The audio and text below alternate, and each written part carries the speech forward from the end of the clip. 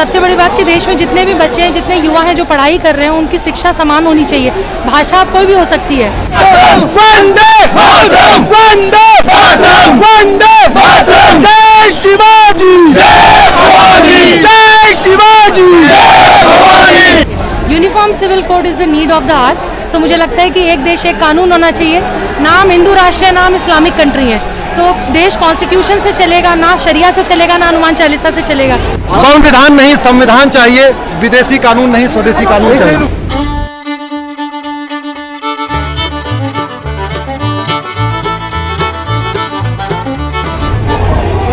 अगर हम हिंदू हैं तो बड़े शर्म की बात है कि हम देश के सबसे बड़े कार्यक्रम में उपस्थित नहीं हो सकते।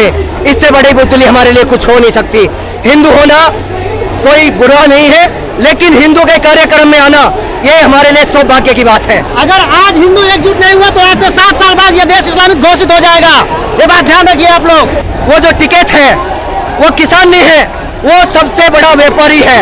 जो हिंदू अब जाग रहा है वो हिंदू राष्ट्र के लिए जाग रहा है कि हमारा हिंदू राष्ट्र जो है, हम वो लोग 80% है तो हमारे को हिंदू राष्ट्र बनाना ही बनाना है। तो आपको ऐसा क्या खतरा लगता है कि आपको लगता है कि हिंदू राष्ट्र बनाना चाहिए? ऐसे कौन से ऐसे मुद्दे जिनकी वजह से आपको ऐसा लगा? आप देख ही रहे हो 70 साल से आए दिन हमारे धर्म पर लगातार प्रहार हो रहा है, लगातार प्रहार हो रहा है। हमारे संत श्रोमणी, हमारे महादेव महाभक्तों के ऊपर अत्याचार हो रहा है। गांधी की सबसे बड़ी गलती, नेहरू और गांधी की गद्दारी की वजह से ही देश को ये नौबत आई है। गांधी और नेहरू इतने बड़े गद्दार थे, पूरे देश को उन्होंने झोंक दिया। नेहरू और गांधी ने लाखों हिंदू मरवाए, लाखों हिंदू, बंगाल में लाखों हिंदू मरवाए। मुस्लिम लीग को 96% वोट मिले, फिर भी वो मुस्लिम लीग वहाँ चली गई और 3 करोड़ मुसलमान इंडिया में रह गए। इसके अलावा नेता सुभाष चंद्र बोस ने आजाद हिंद फौज बनाई, जिसने 26,000 जवान शहीद हुए थे आजाद हिंद फौज के। आजादी उससे मिली थी, लेकिन हमें पढ़ाया गया महात्मा गांधी महान है, देखो बिना थप्पड़ खाए हमारे को आजादी दिल गई। भाई साहब बिना एक बात, तो कोई भी आ जाओ, मैं किसी का मकान में कब्जा कर लेता हूँ और मैं थप्पड़ मारूंगा, उसको मैं से खाली मत कराया, उसका बाप खाली करा के दिखा दे। हमें पढ़ाया गलत है। हमारे इतिहास को इतना तोड़ मरोड़ के पढ़ाया गया है कि हमें खून खोल जाना चाहिए कि हमारे इतिहास से क्यों छिड़काई। ऐसे महाराणा प्रताप को ये दिखाया, महाराणा प्रताप को ये दिखाया कि अकबर से हार गया था, जबकि यह इतिहास में है ही नहीं। अकबर से नहीं, क्यों हमारे इतिहास को?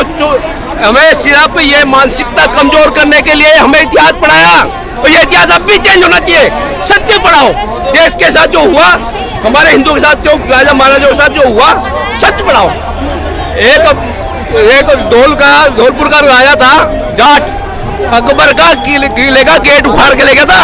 वो कहाँ इतिहास है? वो पढ़ाओ जोशीला इतिहास, अपने आप हिंदू गर्म हो जाएगा। अरे भाई साहब, जब किसी का कर्तव्य पे रखता है हमको, अरे मैं चले यार, मेरा क्या काम है? अरे मर जाओ डूब के। अपने को संगठन को मजबूत करना है, जैसे ये इकट्ठे होते हैं, तुम क्यों नहीं? भीड़ का जवाब भीड़ होती है, समझे? यहाँ पंचायत तंत्र नहीं है, यहाँ भीड़ तंत्र है। अगर भीड़ में उठा लो, लोग मान जाएंगे। मैं ना गवर्नमेंट कुछ करेगी, ना बीजेपी कुछ करेगी, ना हिंदू करेगा। हिंदू का दुश्मन है। मेरा नाम सुभाष है। समाज के लिए कुछ करके जाऊंगा तो उसके नाम को नहीं ले जाऊंगा। इसलिए मैं आपको जो बात कह रहा हूँ, ये उसी के बात कह रहा हूँ, क्योंकि मेरा उसका नाम नहीं ले जाना। अरे भाई, वो बहुत बड़ी चीज थी, हम तो छोटे से हैं, कुछ तो करें, तो समझे? इसलिए भाई साहब, इतिहास को बहुत तोड़ मोड़ के पढ़ाया, इतिहास को सही पढ़ाओ तो जो वो पता लगे। धन्यवाद, thank you. My name is Priyaranjan नमस्ते, I am an advocate in Supreme Court. मेरा आने का केवल एक ही प्रयोजन है। इंद्रप्रस्थ में नवदिल्ली में ये चीज़ हो रही है और मैं ना रहूं, कितने लोग आएंगे, कितने लोग नहीं आएंगे, मेरा क्या योगदान है? I have an exam tomorrow itself. मेरा MA संस्कृत का एग्जाम है। My wife said don't go, we have so many things to do.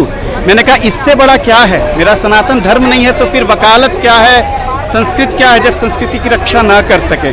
और the only thing is all the laws that have become redundant, let there be some end to these things.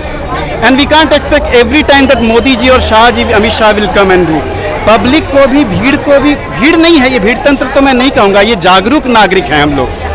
तो हम लोग जो जाग रहे हैं, हम सबको जगाएं। मेरा केवल इतना ही प्रयोजन है आने का। बहुत धन्यवाद। वंदे मातरम, वंदे मातरम, वंदे मातरम, वंदे मातरम। जय शिवाजी, जय भवानी, जय शिवाजी, जय भवानी, जय शिवाजी, जय भवानी। भारत माता की जय भवानी। हम आज यहाँ पे युवा संगठित हुआ है, क्या इसका उद्देश्य है आपके यहाँ सबको एकत्रित होने का? हमारा उद्देश्य ये है, जो 222 काले कानून है उनके खिलाफ अश्विनी उपाध्याय जी ने एक आवाज उठाई है। पहली बार कोई ऐसा राष्ट्रभक्त निकल के आया है जो हिंदुओं के हितों में सोच रहा है। जो हमारे पे ऊपर जबरदस्ती थोपे गए हैं अंग्रेजों द्वारा, कांग्रेसों द्वारा, ऐसे कानून जिनसे हिंदुओं का हनन होता आ रहा है, उसके खिलाफ हमने अपनी आवाज उठाई है। और प्रत्येक शिवाजी सैनिक, मैं शिवाजी सेना अध्यक्ष अर्चित आर्य मुजफ्फरनगर इस आंदोलन का पूर्ण रूप से समर्थन करता हूं और प्रत्येक हिंदू, प्रत्येक भारतीय वासी इसका समर्थन करता है। और हम मांग करते हैं कि यह कानून खत्म हो और हम उसके लिए सदैव लड़ने के लिए तैयार है, इनकी ईंट से ईंट बजाने के लिए तैयार है। प्रशासन आज हमें एक कार्य करने से रोक रहा है, उसका कारण क्यों? भाई हिंदू 80% में है, वो फिर भी अपने कानूनों के लिए नहीं लड़ सकता, तो हम कहाँ जाए?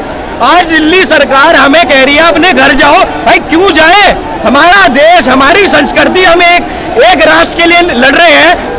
हमारी सिर्फ एक मांग है। भाई आप सबसे मैं कहना चाहता हूँ मीडिया के माध्यम से, एक भाषा, एक संस्कृति, एक राष्ट्र, पूर्ण स्वराज, शिवाजी महाराज का स्वप्न पूरा करेंगे। जय भवानी, जय भवानी,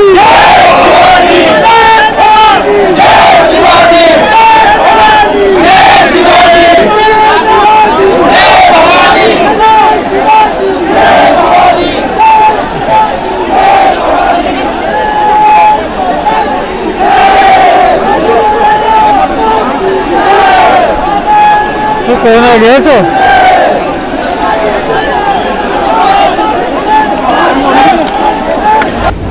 ओके, तो आज हमारे साथ, आप जानते हैं कौन है, बताने की जरूरत है, पहचान लिया आपने, हमेशा मास में देखते हैं आप, अंकुर आर्य जी। अरे जी, आप मुझे बताइए इस विषय में आप क्या कहते हैं, क्या ऐसा मुद्दा है कि आज सबको यहाँ पे एकत्रित होना पड़ा? मेरे को तो सबसे पहले ये बहुत खुशी हो रही है कि मैं आपसे मिल पाया हूँ और आप एकदम सामने से आए, मैंने मास्क में आपको पहचान लिया। अच्छा। वो बिना मास्क के मुझे पहचान रहे होंगे, लेकिन आपको मास्क में वो लोग पहचान लेंगे। अरे क्या बात है। और मैं चाहूंगा कि जितने भी हमारे दर्शक हैं वो सारे के सारे जाकर के रॉयल सोल्जर को सब्सक्राइब करें, सबसे पहली बात। अरे क्योंकि जो हम यहाँ इस कॉज के लिए आए हुए हैं वो सारे कॉज आपको सुनने को मिलते होंगे, जरूर इनके ऊपर बात होती हुई मिलती होगी। तो मैं ये चाहता हूँ सबसे पहली चीज। दूसरी बात कि हम यहाँ पे क्यों आए हैं इसलिए क्योंकि देखिए, हम ये कहते हैं कि हमारा जो कानून बना है वो सबको समानता का अधिकार देता है, लेकिन ऐसा आपको देखने को कहीं पर भी नहीं मिलता है। जब हम मस्जिदों में जाते हैं वहां जाके देखते हैं हम कि वहां धार्मिक रूप से उनका जो मजहबी सिलेबस है उसको पढ़ाया जाता है, लेकिन जब कोई हिंदू स्कूल जाता है और वहां पर वो कलावा पहन ले या गले हम अगर अपनी रुद्राक्षी माला तक डाल लें, इवन अगर मेहंदी लगा ले बच्चियां, तो उसको पत्थर रगड़ रगड़ करके उतरवा दिया जाता है। तो ये कहाँ की समानता हुई? इसलिए हमें ये समान कानूनों के लिए लड़ाई लड़नी है। दूसरी बड़ी चीज कि जब ये संविधान बना था तो उस समय पर यह बात चारों तरफ ये प्रसिद्ध हो गई थी कि भारत का संविधान, जबकि वो कॉपी पेस्टेड है, जबकि उसको बनाने में 2 साल से ज्यादा का टाइम कैसे लग रहा है। और इस पर तो एनसीईआरटी बड़ा हंगामा मचा था जब वहां कछुए की चाल से चलने वाले संविधान को नेहरू जी हंटर मार रहे थे। तो ये सारी चीजें आप देखिए, जब हमने उठाया दूसरों का मटेरियल है तो फिर भी इतना टाइम लगता है और उसमें भी इतना सारा डिस्क्रिमिनेशन। दूसरी चीज कि वहां से जहां से हमने कॉपी पेस्ट किया था वो तो बहुत सुधर गए हैं। वहां पे भ्रष्टाचार के अगर सजाएं देखेंगे तो वो बहुत कड़ी हो चुकी हैं। वहां आप किसी भी मिनिस्टर हो, चीफ मिनिस्टर हो, राष्ट्रपति, पाकिस्तान में देखिए, पाकिस्तान से गया गुजरा आज हमारा विधान बन चुका है। संविधान जब बना तो उसकी होड़ लेने के लिए सब लोग सामने आए और फिर एक बंदे को पकड़ा दिया गया पूरा का पूरा पोथा कि आप फोटो खिंचवाओ, बस इसके फोटो खिंचवाने में सब आ गए हैं अपने देश के अंदर। लेकिन क्यों ऐसा है कि उसके सुधार के लिए हम बात नहीं करते? इसीलिए यहाँ पर आज हजारों की तादाद में जंतर मंतर पर लोग आए हुए हैं। आप लोग जहां पर भी हैं इसका समर्थन करें, लोगों में इसके लिए बातचीत करें और इसके हर एस्पेक्ट को लोगों से जानने की कोशिश करें, उनको बताने का प्रयास करें। और अंत में फिर से कहूंगा कि इस चैनल को सब्सक्राइब जरूर कर लीजिए। भारत माता की जय! भारत माता की जय! देखिए, अंकुर आर्य जी के बारे में बताने की आवश्यकता नहीं है, आप सत्य सनातन के चैनल में आ जाके देखिएगा, आपको पता चल जाएगा। जिस एक स्ट्रॉन्गनेस के साथ इन्होंने जमीन पर रहते हुए हर एक चीज का पर्दाफाश किया है, वो भी तथ्यों के आधार पे। एक होता जुबान से बोला, एक होता तथ्यों के आधार पे बोलना। तथ्यों के आधार पे वो परतें खोली है तो शायद आपने ना कभी सुनी होंगी ना कभी जानी होंगी। अंकुर जी बहुत बहुत धन्यवाद। बहुत बहुत धन्यवाद आपका भी, और मुझे बहुत अच्छा लग रहा है आपसे मिलकर। मुझे आपसे एक बार ज़्यादा फिर से। खुशी हुई, आपको मैंने देखते ही पहचाने मान के तो हमारे स्टार हीरो हैं, चले उनके पास। ओके धन्यवाद। ओके, हम हर एक किसी के धर्म का सम्मान करते हैं, लेकिन यदि किसी पीर से या इस तरह की दरगाह से बीचों बीच रोड के आने वाले यातायात को दिक्कत हो रही हो, उनको परेशानी हो रही हो, तो प्रशासन के ऊपर सवालिया निशान उठता है। पूरा रोड पे जो ट्रैफिक है वो आप देखिए किस तरीके से घूमता हुआ जा रहा है। ये जो ट्रैफिक है सीधा स्मूथली निकलना चाहिए था, लेकिन ये इसकी वजह से जो है पूरा ट्रैफिक यहाँ से डाइवर्ट होके जाता हुआ आपको दिखाई दे रहा है, घूम के जाता हुआ दिखाई दे रहा है। आपसे ये पूछ रहे हैं कि बताओ ट्रैफिक पुलिस ऑफिशियल, आपको नहीं लगता कि इससे ट्रैफिक बहुत ज़्यादा रुकता है और यहाँ पे बहुत ज़्यादा प्रॉब्लम आती है? हाँ, लोग तो आके शिकायत तो करते ही है, कंप्लेंट तो करते ही है कि ये दिक्कतें आती है, बीच में हिट भी हो जाते हैं कई बार चलते चलते।